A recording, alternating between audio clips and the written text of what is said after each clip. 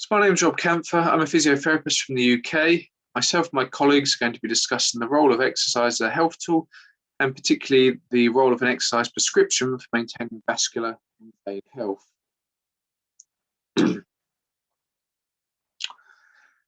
So physical inactivity is recognised around the world as a leading cause of disease and disability. Sedentary behaviour increases all causes of mortality, as well as increasing the risk of developing many non-communicable diseases and cancers. With many of these diseases associated with one another, and with all affecting the vascular system, this can have an effect on further increasing sedentary behaviour and further adding to the burden of physical inactivity. Exercise, however, is a well-researched intervention which is effective for the prevention, treatment and management of many of these diseases. As well as increasing physical functioning, exercise can also improve mobility, mental well-being and reduce the risk of falls, which can further contribute to inactivity. Generally, increases in physical activity and exercise in those with non-communicable diseases is safe.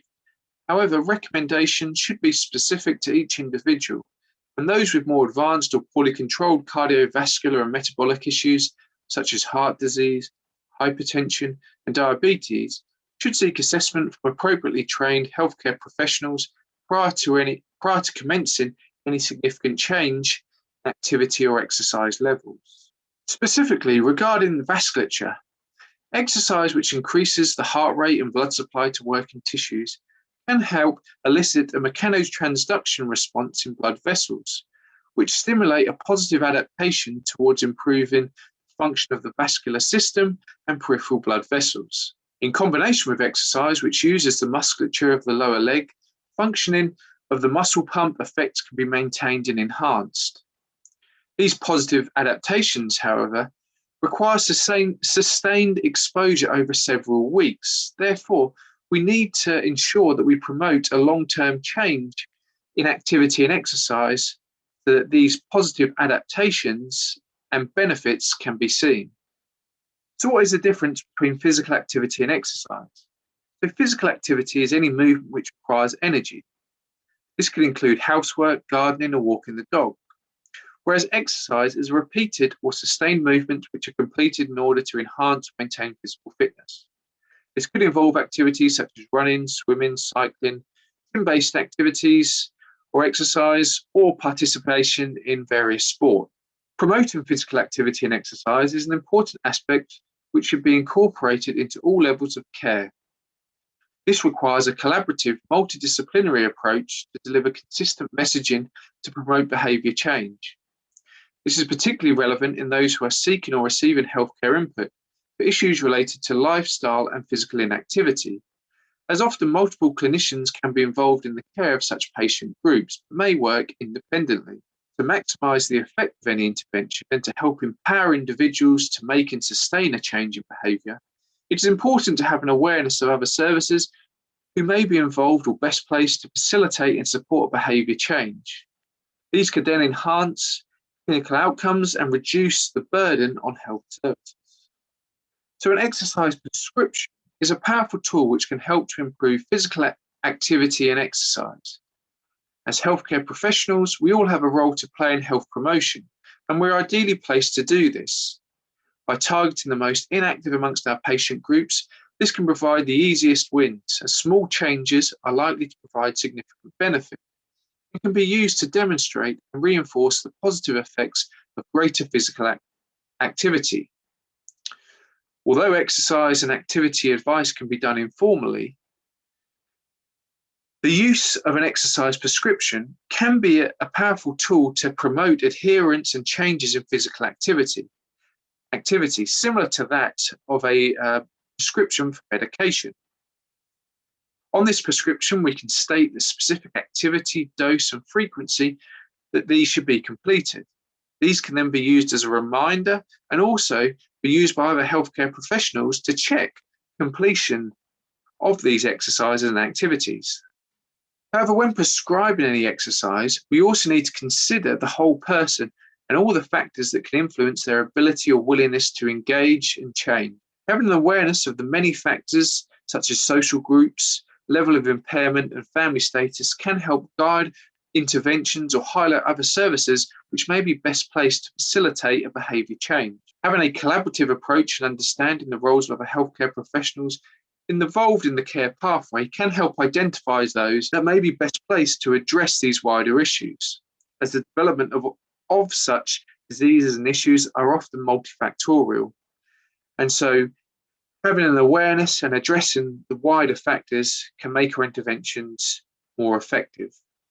In those who are less confident in discussing or advising on increases in physical activity and exercise, the use of prompt cards may be of benefit to help ensure aspects related to activity levels and behaviour change are discussed during consults. This can be an informal way to identify current levels of activity, beliefs, and help set objectives and goals which can be followed up to future consults. We should also aim to keep recommendations simple and related to tasks that have meaning for the individuals. A combination of activity and exercise which incorporates elements of both aerobic, such as walking, and resistance, such as heel raises or step-ups, which involve multiple muscle groups and joints, should be utilised to maximise improvements in physical function, particularly those muscle groups of the lower limb, which can then enhance circulation and maintain and enhance tissue health. The impact of the coronavirus must also be considered, particularly in those suffering with long COVID symptoms, and also the impact of the pandemic on the accessibility to community groups, gyms, and leisure facilities. In the absence of these support groups and facilities, we may need to adapt our approach and think innovatively in ways that we can facilitate sustained behaviour change. So if we're improving and maintaining physical activity and exercise levels across the lifespan, this can help to lessen the prevalence and burden of many preventable diseases. Greater levels of activity and exercise have been shown to enhance vascular health and reduce the risk of developing vascular-related problems of the legs.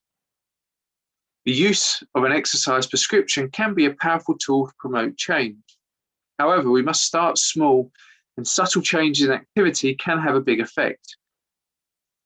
Change is not easy and must be driven by the individual. We should look to seek self-motivating factors and support networks which can facilitate and support change, whilst also keeping interventions fun. It's important to remember activity and exercise is only one part of the problem. We must incorporate the many factors and individual circumstance which can contribute to their situation. However, regardless of age or disease, the body will adapt to increases in physical activity and exercise. However, we must take a collaborative approach in order to facilitate sustained change. So we're now going to look at an exercise prescription applied within a clinical setting. Thank you, Rob, for the very insightful information you provided us on exercise prescription. As Rob said, despite exercise being included in the recommended advice for our patients with venous leg ulcer, there is a fear shared by all clinicians and patients that exercise may either be inappropriate or harmful and delay rather than promote healing. The concept of using exercise as an adjunct therapy to compression is not new. And indeed, exercise is included in a recommendation in the NICE Clinical Knowledge Summary for Venous Leg Ulcers Management. An example given was regular walking, exercising to improve calf muscle pump function. According to a new study, patients with venous leg ulcers who add exercise to compression therapy are more likely to experience healing than those who use compression alone. I included 2 studies in my presentation to support that claim. The first one is the influence on ulcer healing in patients with chronic venous insufficiency. This was published in 2018. It showed that the ulcer size measurement showed a significant decrease, and for those in the non-exercise groups, there's no real change demonstrated. And also a significant increase in the TCPO2 readings after 3 months, and the TCPO2 readings remain the same in the non-exercise group. The second study is a systematic review and meta-analysis on prescribed exercise with compression versus compression alone in treating patients with venous leg ulcers. This was published in 2018. And the result was overall exercise was associated with increased venous leg ulcers healing at 12 weeks. I included more studies in my next slide. So I like, Rob's PowerPoint. It says exercise is a medicine and a physician needs to prescribe it. And prescribing exercise, think of it as a stress pill that takes 30 minutes to swallow. So as a nurse practitioner, I become very, very sensitive that mainstream medicine has mostly ignored research on exercise pill. It is clear to me that we must begin to merge exercise with compression therapy if we will improve the healing of venous ulcers or even promote vein health. So in my practice, as you can see in my prescription, whenever I put my patient on compression therapy, I also include an exercise prescription. I feel that in doing so, it gives my patients a very clear understanding that exercise is part of the treatment plan. Therefore, I can say that exercise pill plus compression therapy equals healthy vein. In my next slide are all my references. Thank you very much for listening to us.